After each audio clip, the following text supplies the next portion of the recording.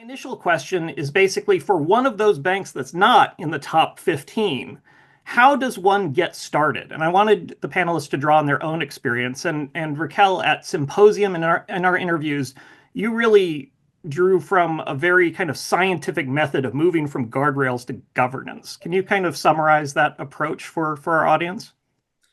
Sure. I think for us, it's if you think about the triad of people, process, and technology, one of the things that we went back is to look at the NIST RMF as a starting foundation point.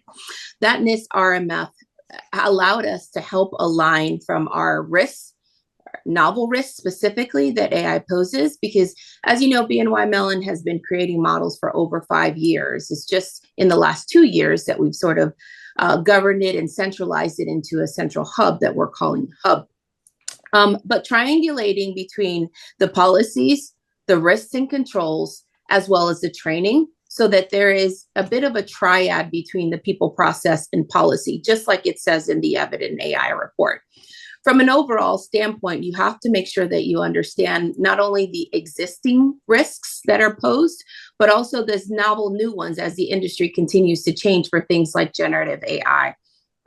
From our standpoint, one of the things that was crucial in that work is the mapping and alignment and gap assessment of the RMF and understanding where govern, manage, and mapping comes into play.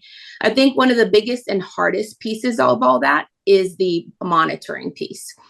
Because ultimately, at the end of the day, when it comes to looking at all of the solutions, all of the agents, all of the initiatives that are coming into play, how do you create one standardized way in order to manage that? And a part of that has to come with having a dedicated function of people who tailor the solutions, who tailor the monitoring, who tailor the controls, who tailor the risk, and tailor the policies according to the output and the success criteria for each of the models and the agents. So long and short answer to say that you have to focus on, one, understanding the people, understanding the policies, and how the processes work together in order to best be able to govern, map, and manage your functions related to AI and responsible AI. Regulation becomes key here as well.